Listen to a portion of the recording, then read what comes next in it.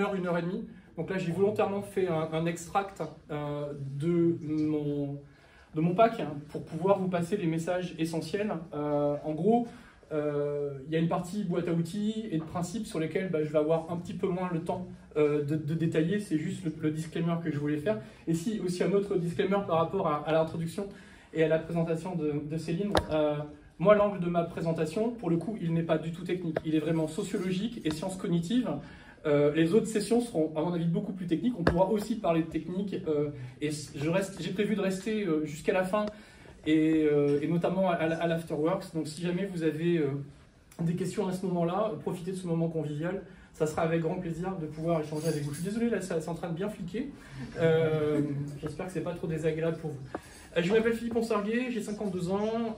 Mon job, depuis à peu près aussi longtemps que j'arrive à m'en rappeler, c'est de la technologie, de la stratégie, de l'innovation.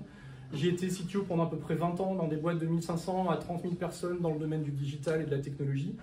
J'ai toujours fait mon métier en habitant Rennes et en me déplaçant partout où j'ai dû bosser. Aujourd'hui, j'ai un job de VP Software Engineering, je travaille au corps d'Orange et globalement, mon métier, c'est d'accompagner la transformation et la modernisation de nos infrastructures dans lequel, évidemment, l'intelligence artificielle joue un rôle tout particulier. J'ai pas mal d'autres casquettes aussi qui sont peut-être intéressantes à partager et qui reflètent aussi des éléments que je partage là-dedans. Je suis board advisor pour 6 fonds d'investissement, je suis board advisor pour 3 startups, je représente Orange au board de la Linux Foundation Europe.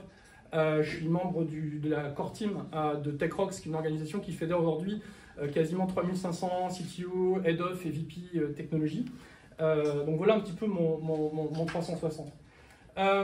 En fait, la session dont j'ai prévu de vous parler aujourd'hui, elle est vraiment centrée sur la question de la pertinence de nos compétences et la pertinence de nos savoirs, la pertinence de nos expertises. Dans un groupe comme Orange, donc une boîte qui fait quand même un peu plus de 100 000 personnes, il faut savoir qu'on a très exactement 678 experts groupes répartis dans 8 communautés. Ce sont les meilleurs experts que l'on a sur des domaines comme les opérations, les réseaux du futur, la sécurité, le software, bref, vous imaginez 8 domaines qui sont absolument clés. Moi, je suis exécutif sponsor de cette communauté-là. Et en fait, avec l'arrivée et la montée en puissance de l'IA, et j'imagine tout ce que vous êtes aussi en train de vivre, quand je regarde cette communauté-là, d'un point de vue sociologique et d'un point de vue trajectoire, de parcours de développement et de pertinence, en fait, quand je les regarde, je me dis, mais qu'est-ce que vous ferez d'ici 2 ans, 3 ans, 5 ans, sachant qu'on comprend vite là que le domaine de la connaissance, je ne parle pas du domaine de l'intelligence, joue un rôle qui est quand même relativement structurant dans l'histoire. Et donc en fait, j'ai écrit et produit ce talk vraiment avec l'idée de partager avec eux quelles étaient mes convictions sur le fait de la nécessité de réussir en fait, à mettre en place ce que moi j'appelle un meta-framework de learning, un meta-framework qui nous permet de réviser en permanence nos connaissances et nos compétences pour s'assurer de notre adaptation aux vagues successives finalement devant lesquelles on est. Et c'est ce que je viens vous partager. Je fais également du mentoring et du coaching pour des profils exécutifs dans la tech. Je vais vous partager quelques éléments de la boîte à outils que j'utilise pour pouvoir leur donner des clés de travail. On essaie de trouver un truc pour que ça arrête de se faire. Oui, Ok. c'est ça. On est sur le oui, voilà, c'est solution pour le casque.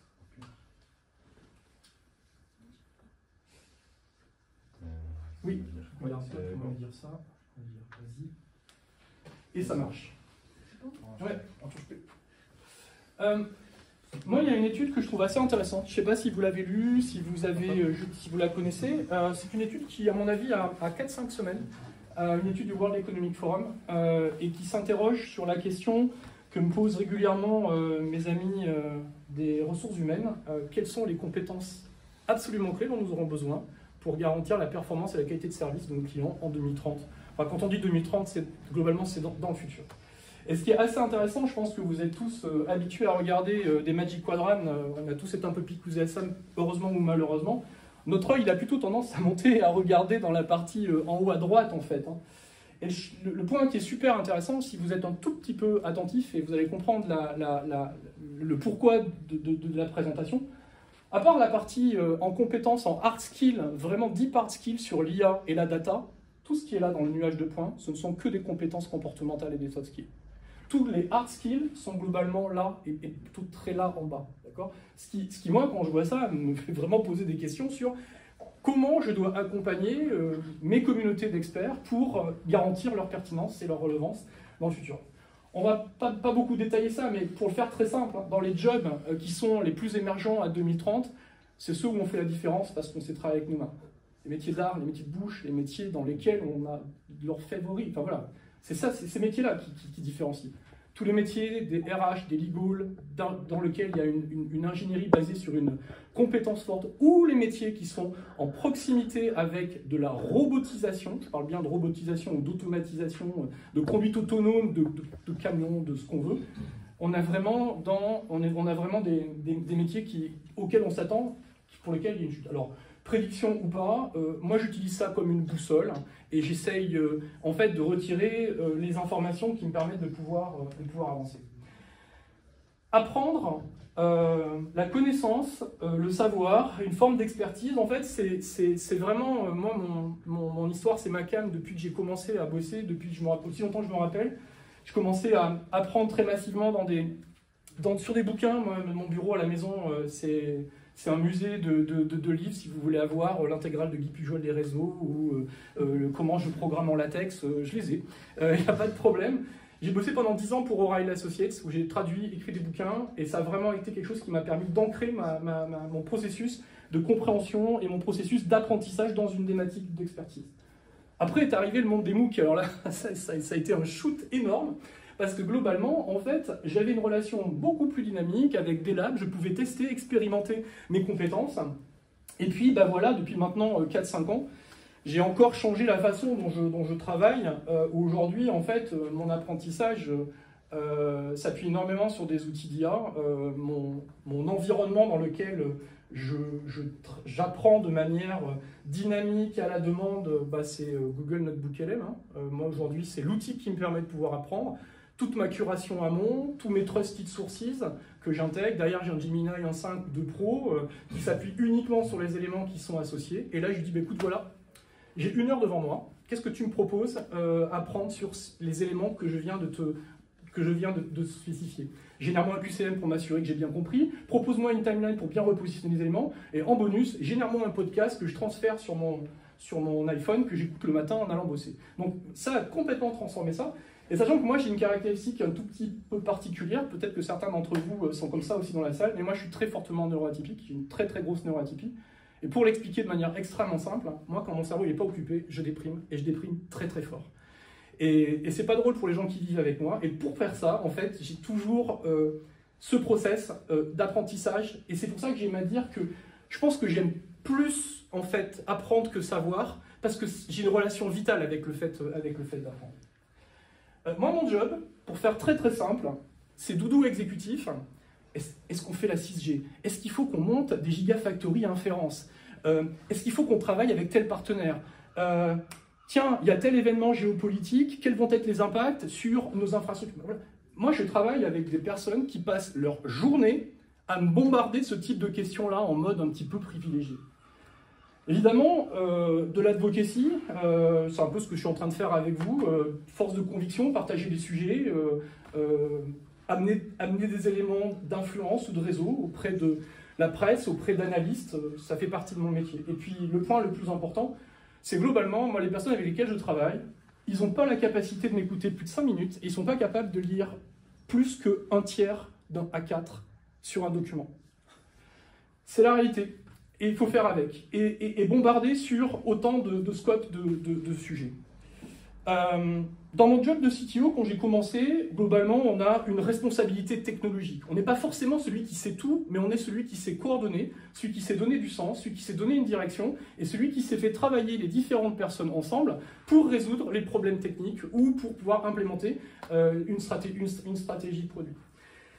Forcément, la pertinence à connaître l'écosystème est extrêmement important. Et donc, moi, j'avais commencé tout simplement à alimenter une veille, il y a de ça une quinzaine d'années. J'ai commencé par regarder 2, 3, 4, 5, 10 sans source. Et puis, avec la montée des thèmes et la hauteur des thèmes, eh bien, cette veille-là, quotidienne, est passée de 10 minutes à une demi-heure, de une demi-heure à 45 minutes, de 45 minutes à 1 heure, de 1 heure à 1 heure et demie, et puis à un moment donné, tu dis, mais quand est-ce que tu bosses, en fait? Et j'avais besoin de faire ça. Et c'est là où, en fait, moi, ce que j'ai réussi à comprendre, alors je prétends absolument pas que c'est un exploit, mais j'ai décidé mentalement qu'il y a des sujets au-delà desquels, en termes de profondeur, auxquels j'accepte de ne pas aller, je n'accepte de ne pas descendre. Et ce qui pour moi est important, un peu comme un modèle va utiliser des tokens pour extraire les patterns de ce qu'il doit comprendre, ben voilà, c'est à peu près comme ça que mon cerveau fonctionne pour pouvoir gérer cette diversité et l'outiller. L'outiller, bah voilà, moi aujourd'hui, ça fait 5 ans que j'ai dans mon lab à la maison du scripting qui tourne avec des modèles, qui me fait du scrapping, qui me fait des résumés à la journée, des résumés à la semaine, des informations sur les topics qui sont importants pour moi pour comprendre l'écosystème dans lequel je travaille. Moi, j'apprends bien en regardant les choses. Bah ouais, mais quand vous comprenez la journée que je peux avoir, globalement, se poser 1 heure devant une vidéo YouTube, eh ben, c'est un pari. Et je peux pas trop me planter. Bon, bah là, c'est pareil, on a tous fait ça. Quand je vais dans des confs, je bookmark ce qui m'intéresse. Et derrière, bah, je rentre à la maison, pareil, petite moulinette, j'extrais mon machin, pouf, j'ai mes résumés. Et statistiquement, par rapport à ce que tu veux faire, bah, ça serait intéressant que tu regardes ça. Moi, ça m'a permis énormément de filtrer cet accès-là. Et puis bah, celui-là, je l'ai évoqué hein, dans l'apprentissage dynamique et réellement on time. D'ailleurs, une petite prédiction, et je passe pas mal de temps avec les RH d'Orange et les équipes en charge des learning. Moi, je pense que les métiers de tout ce qui est learning management system vont complètement exploser à horizon ne serait-ce que 2-3 ans. Aujourd'hui, on a des personnes qui sourcent des formations, mais demain, on aura de sourcer du contenu public ou du contenu, en tout cas, trusté. Et on aura un compagnon IA qui va nous accompagner tout au long de notre carrière et qui va nous générer les formations au moment où on a besoin, quand on a besoin, avec le suivi dans le temps et quelque chose de super important sur lequel je vais revenir plus tard, la gestion de l'obsolescence et le fait de se poser la question des thèmes que l'on a besoin de lâcher. Et là, je vais parler tout à l'heure de modèles d'apprentissage linéaire versus des modèles d'apprentissage dynamique. Du coup, pour revenir à mon histoire de mes experts, en fait, j'ai essayé de faire un petit peu une cartographie. Et pour moi, alors je prétends pas que ça soit super scientifique, mais quand je regarde un peu le machin, pour moi, je me dis il y a 3 familles. On a globalement des experts traditionnels, leur cam, leur job, hein, c'était fournisseur de savoir, hein, fournisseur de connaissances. Il y avait une critère et une caractéristique sur aussi savoir gérer cette rareté pour pouvoir gérer sa position dans l'entreprise. Là, globalement, à cette époque-là, ce qu'on demandait aux experts que j'appelais pré-IA, hein, c'était le fait d'amener des réponses à des questions. Et dans l'analogie des modèles de persona, je pense que ça vous parle, les profils en E-shape, les T-shape et les P-shape, là on est vraiment quelqu'un qui est dans le très très deep. Hein. Après, aujourd'hui, pour moi, les experts avec lesquels moi je travaille, et en tout cas ce qu'on essaye de leur demander comme prise de comportement, c'est vraiment des personnes qui sont là pour pouvoir donner du sens. Ils ont compris que l'IA est un outil avec lequel il fallait qu'ils travaillent.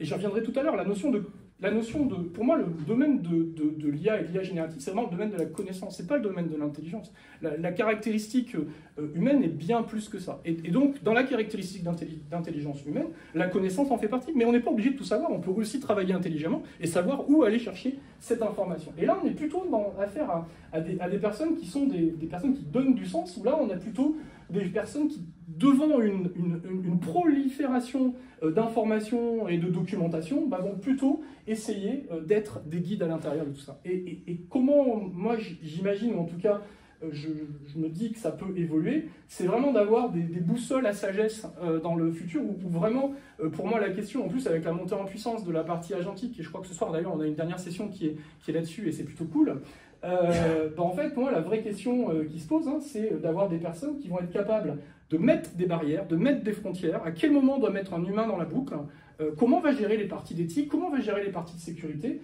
et qui vont surtout être là pour pouvoir donner du sens. Donc vraiment trois grandes étapes. Et en fait, moi la question et le truc que j'ai plutôt à gérer, c'est comment j'emmène une population qui honnêtement est plutôt par là à plutôt par là. Et globalement, Bon, je vais pas vous faire un cours de réseau ou un cours de télécom, en plus j'en serais bien incapable. Par contre, ce qui est super intéressant de regarder, c'est la façon dont cet écosystème a évolué, les télécoms, et honnêtement, on prend d'autres secteurs de l'ingénierie, sincèrement, on ferait presque la même chose. Dans les années 90, un expert en réseau et en télécom, il faut que j'arrête de bouger, oui, il faut que j'aille là, pardon. Non, excuse-moi. En fait, c'est une personne qui connaissait quasiment l'entièreté du spectre des télécoms. Hein. On était ingénieur télécom, on était un expert télécom. Les années 80, les années 2000, alors là, un truc super intéressant, vous voyez que la demi-vie des informations, elle est plutôt en dizaines d'années en termes de résilience, de résistance de notre connaissance. Les années 2000, c'est là où on a vu exploser le mobile, la trans, l'IP, l'accès fixe, l'accès mobile. Enfin, ce que je suis en train de dire, c'est qu'on a une vraie spécialisation pour répondre à des besoins de scale, des besoins de taille, tout un ensemble. Et là, l'expert des années 90 qui savait l'intégralité de la bibliothèque, là où pour le coup, on arrive dans de l'ultra-spécialisation, dans des certifications extrêmement poussées. Et là, on est dans une demi-vie des connaissances qui est plutôt aux alentours de 5-7 ans. 2010, pour nous, c'est un tournant majeur. C'est vraiment l'arrivée de ce qu'on appelle la désagrégation. Bah oui, parce que pendant des années, on a des vendeurs qui nous ont quand même vendu de manière complètement stackée et liée une infra, des orchestrateurs, des fonctions réseau, une belle boîte noire complètement propriétaire. Puis à un moment donné, on a dit, non mais les gars, sérieusement, on n'a pas moyen de faire un petit peu ce qui se fait dans l'IT et de réutiliser des ressources, de les partager. Bon bref, je ne rentre pas dans le détail, mais là, explosion de la softwareisation. Et donc là, ok, une fonction réseau, ça reste une fonction réseau selon le standard du 3GPP, mais tout ce qui est autour, ça a complètement changé. Softwareisé, automatisé, conteneurisé, cloud native, observabilité, sécurité, scaling, résilience, ouais, c'est plus du tout pareil en fait. 2020, on se tape la partie d'IA. Et là, ce qui est très intéressant, voilà, c'est 10 ans, 5, 7 ans, 2, 3 ans. Bon, aujourd'hui, j'estime que les compétences de nos experts, c'est maximum à l'année.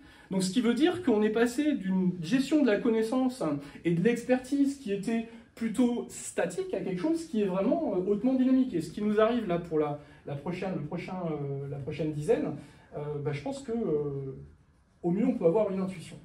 Donc là, ce que j'ai essayé de faire, c'est en fait de regarder quel était l'impact de l'IA sur l'expertise et quel était l'impact de ces experts.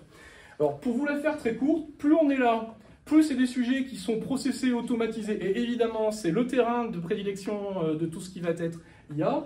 Et là, on a plutôt besoin de discernement, de jugement, de compréhension d'un contexte large, et c'est là où nos amis experts vont plutôt faire leur différence. Et ce que j'essaye de catégoriser et dans les travaux que l'on mène, c'est vraiment de comprendre ces 4 étapes. Donc l'IA qui est complètement autonome, là on est typiquement complètement dans de l'agentique. L'IA comme copilote, voilà, on a du copilote dans du développement, on a du copilote dans des outils de force automation, de marketing automation. L'amplificateur qui nous permet de pouvoir finalement avoir un sparring partner avec lequel on travaille cette génération. Et puis cette partie-là, où aujourd'hui en tout cas, on a un impact qui est minimal et qui est finalement le domaine sur lequel les experts, pour moi, devraient concentrer leurs efforts.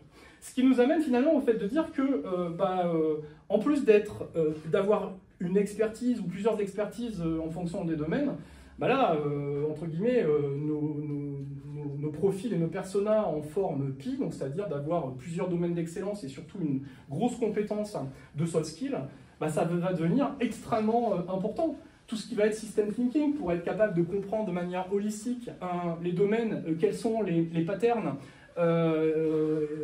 et être capable de les connecter, surtout avec une dimension business factor. Voilà, la partie continuous learning, on est complètement dedans.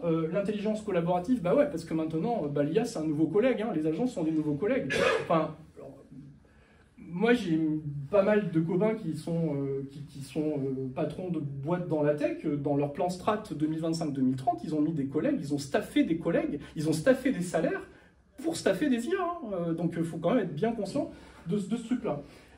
Communication stratégique, moi ça me paraît vraiment ultra important parce que la capacité à pitcher à bas niveau, à haut niveau, pouvoir s'adapter et de pouvoir finalement traduire une forme de complexité, qu'elle soit technique, qu'elle soit business ou qu'elle soit, pour moi, super important. Le cross-domaine synthesis, ça pour moi c'est absolument fondamental, c'est peut-être un des éléments les plus importants que je croise très souvent avec toute la partie system thinking. Moi, un vrai baromètre qui est important dans le niveau de maille auquel, dans mon apprentissage, en fait, je décide de m'arrêter, c'est la rémanence des patterns que je peux retrouver dans d'autres domaines et comment ils s'interconnectent. Ce qui, pour moi, est un signe extrêmement fort. S'il y a des patterns d'architecture, des patterns techniques, enfin bref, que je retrouve à l'intérieur de différents domaines, bah, ça me permet de pouvoir, comment dire, ça m'encourage à pouvoir capitaliser. Pour moi, c'est un signal fort que c'est une compétence ou un domaine de compétence sur lequel on doit absolument se positionner. Et évidemment, la partie éthique de manière générale, mais encore plus quand on travaille dans une boîte comme la mienne chez Orange, on a été une des premières entreprises en France à créer notre guide d'éthique, d'IA éthique. On a en ce moment un très gros positionnement sur la partie IA frugale. Nous, on a 35 chercheurs qui ont publié il y a 6 semaines un papier sur, vous pouvez trouver sur Archive, qui explique les principes, les fondements avec des recherches assez poussées sur ce qu'on entend par IA frugale. Donc cette partie d'éthique est vraiment extrêmement importante. Et finalement, tout ça nous amène à transformer la façon dont on travaille. Et moi, ma petite conviction, c'est qu'on va vraiment passer de finalement, bah, l'expert, c'est la personne qui sait, à l'expert, c'est la personne qui guide, ou c'est la personne qui peut. Parce que bah, maintenant, elle a cette augmentation en plus de sa connexion avec ses environnements. Mais je pense que c'est vraiment super important. On passe de « je sais » à « je guide » ou « je peux ». Et vraiment, il faut vraiment intégrer cette dimension, sinon on ne fait pas le shift de comportement, on ne fait pas le shift sur nos métaskills de comportement et de learning dont on a besoin pour pouvoir rendre résilient finalement et adaptatif nos compétences. Alors, celui-là, il mériterait d'y passer mais beaucoup plus de temps. Mais pour faire l'histoire très courte de celui-là, en fait, pendant très longtemps, on a plutôt bossé sur des modèles d'accumulation linéaire en termes de compétences. En gros, j'apprends un OS, je lock mes compétences. J'apprends un orchestrateur, je lock mes compétences. J'apprends un langage, je lock mes compétences. Ok ? Qu'est-ce qu'on fait du quantique? Qu'est-ce qu'on fait du zero trust? Qu'est-ce qu'on fait de la softwareisation des réseaux qui, globalement, remettent en cause l'intégralité, enfin, ou une grosse partie des strates qu'on a sédimentées et dans lesquelles on pensait qu'elles étaient persistantes. C'est pour ça qu'aujourd'hui, et l'idée du framework et de l'expérience que je vous parle, c'est vraiment d'essayer d'aller vers un modèle adaptatif où l'idée, évidemment, c'est pas de passer son temps à remettre en cause tout ce qu'on apprend parce que sinon, bah, on fait que ça, mais en tout cas, d'accepter l'idée et de prendre le temps de régulièrement réviser finalement les assumptions qu'on peut avoir pour identifier les zones qui sont à risque et donc sur lesquelles on doit travailler ou tout simplement celles qu'on doit oublier. Et du coup, ça m'amène à expliquer que l'enjeu devant lequel on est, c'est de devoir travailler de manière parallèle la question de la profondeur de notre expertise, donc de nos savoirs et de nos connaissances. Et là, le vrai enjeu, c'est finalement repenser ce que l'on pense savoir, et donc comment s'interroger, se poser la question sur l'obsolescence de ses connaissances, de ses compétences. Product failure, ça pour moi c'est super important. Le product failure, en fait, moi quand j'essaye d'apprendre une technologie ou un langage ou quoi que ce soit, en fait j'ai 3 réflexes. 1, sandbox, j'implémente. 2, toujours des cas à l'extrême. Et 3, essayer de trouver des cas compliqués. Parce que je sais pas vous, mais moi je me rappelle toujours des trucs qui m'ont fait mal, des trucs qui ont été compliqués et où j'ai un peu transpiré. Et c'est pour ça que finalement, alors évidemment, il ne faut pas être que dans le product fail, mais en tout cas, se mettre dans une position d'inconfort dans sa stratégie d'apprentissage, dans la profondeur, permet de pouvoir accélérer la rémanence de nos compétences. Et après, évidemment, il y a la question de la largeur, en plus de la profondeur, où là, moi, je suis vraiment extrêmement convaincu de cette question de ce point de ce que j'appelle boundary crossing, c'est donc la capacité à essayer d'interconnecter les domaines ou les thèmes sur lesquels vous êtes en train de travailler. Le software, l'automation, la containerisation, le cloud native, la sécurité, enfin voilà, et de travailler dans cette trajectoire-là. Je vais vous donner un exemple.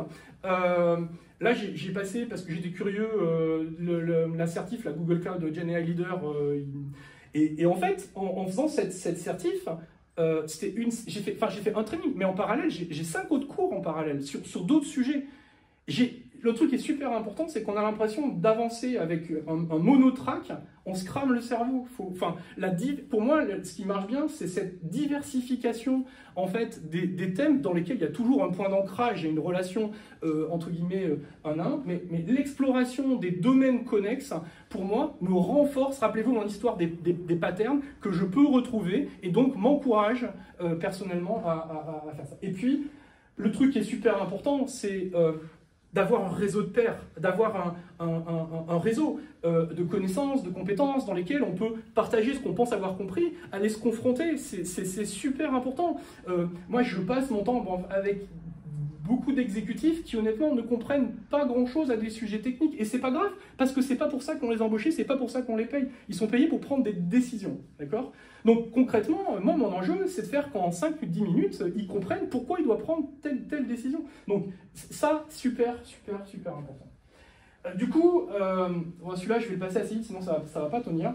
En fait, ce que j'essaye de dire, c'est que avant, on avait plutôt des cercles de relations et des cercles d'interaction où on alternait finalement nos couches de compétences, de connaissances personnelles et celles qu'on acceptait de prendre au niveau de l'équipe. Là, simplement, ce que j'essaie de dire, c'est qu'on a un nouvel ami dans la salle et il faut absolument qu'on intègre finalement cette compétence d'IA augmentée pour pouvoir accepter de délester ou aller chercher la connaissance dont on a besoin. Et voilà, et ça nous amène vraiment sur le type de partenariat ou le type de relation dans lequel il faut aller, avec pour moi un moment, alors je n'aime pas dire de bascule, un moment de pivot qui me paraît être intéressant. J'ai un de mes amis qui s'appelle Didier Girard, qui est le CEO de Sphère, le groupe Sphère, peut-être que certains d'entre vous connaissent ce que fait Sphère.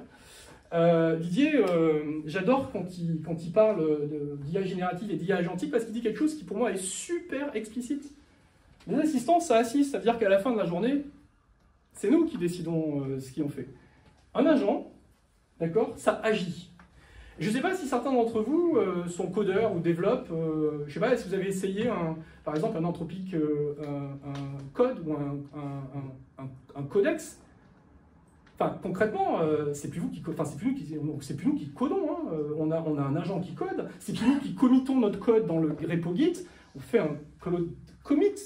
Enfin voilà. Donc, faut bien comprendre ce point de bascule. Et c'est assez intéressant de le mettre dans la perspective justement de rémanence de notre connaissance et de regarder ce que ça nous amène à tirer comme partenariat entre cette partie humaine et cette partie IA. Donc, là, évidemment, je vais aller trop vite et je m'en excuse par avance, mais pour moi, il y a 3 domaines qui me paraissent être super importants à travailler finalement pour avoir une collaboration efficace avec une IA. Évidemment, il y a un domaine technique où best-in-class prompt engineering, ça c'est un no-brainer.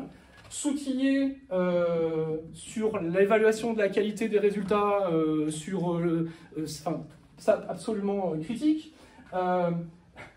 Metacognitive awareness, accepter de se dire que peut-être on a des actions qu'on n'a pas besoin, ou c'est pas nécessaire, ou que c'est pas éthique, ou d'un point de vue sécurité, de les déléguer à une IA. Intelligence collaborative, globalement, comment j'organise mon équipe pour qu'elle travaille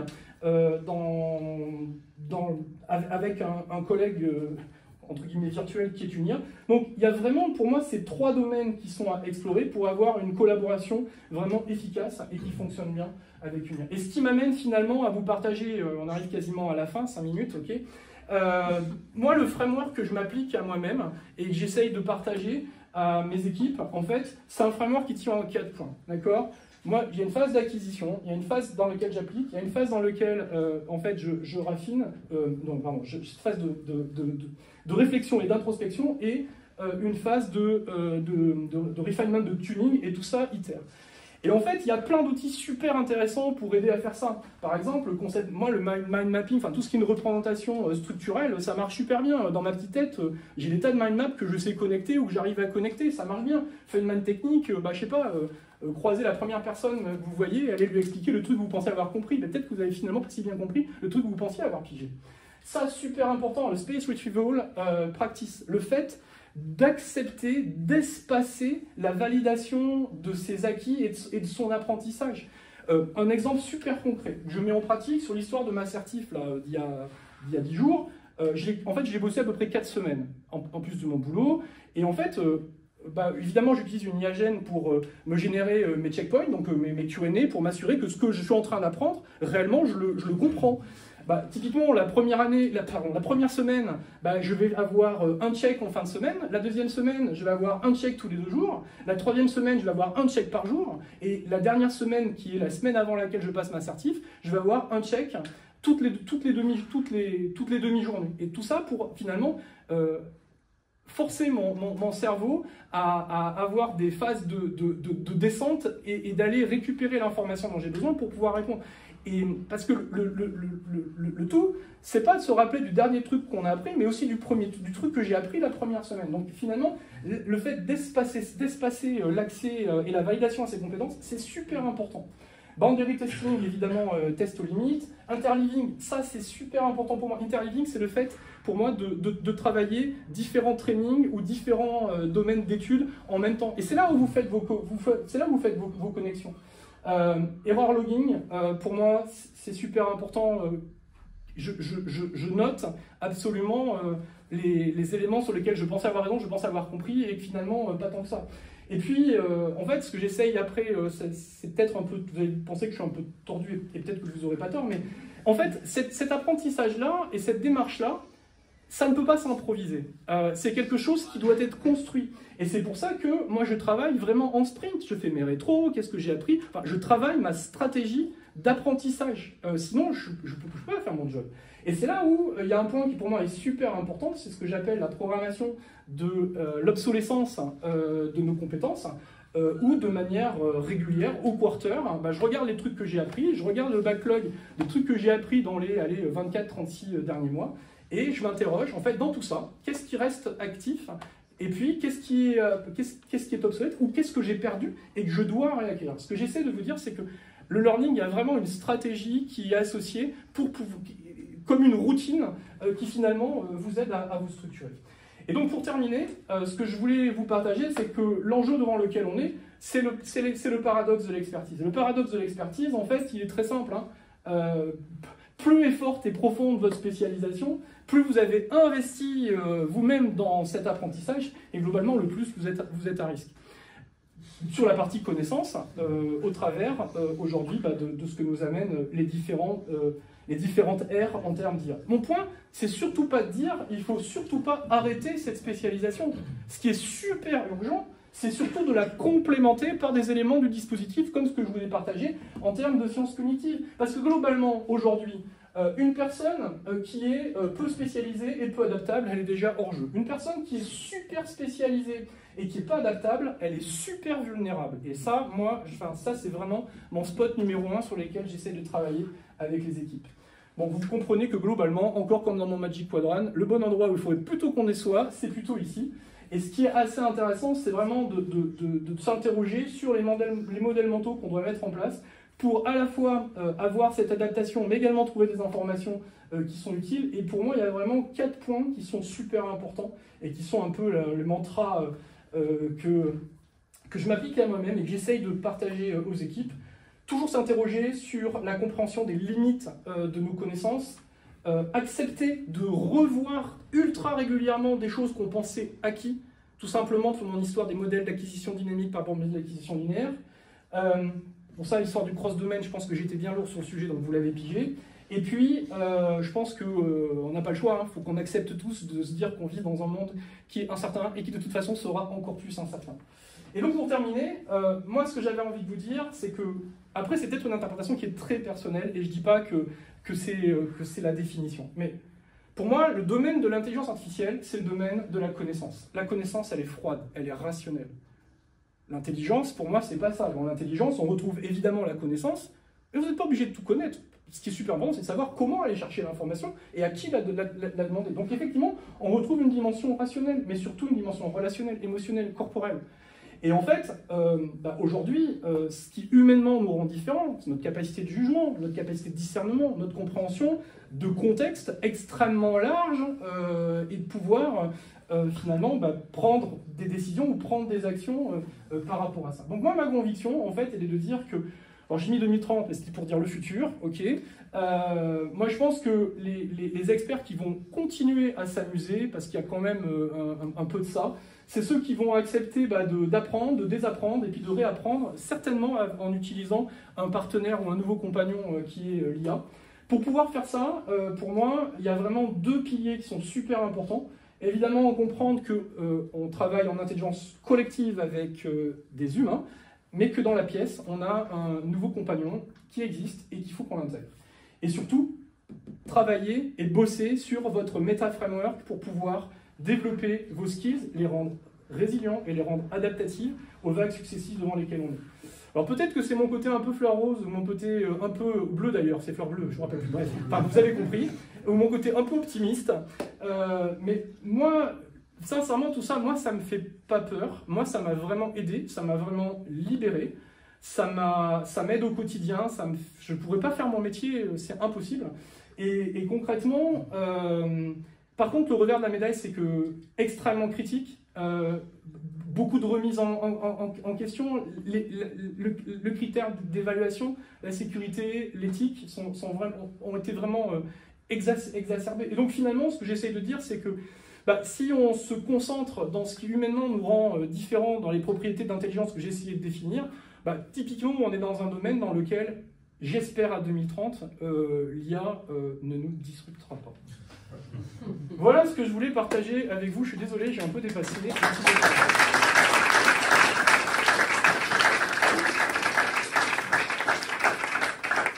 Merci.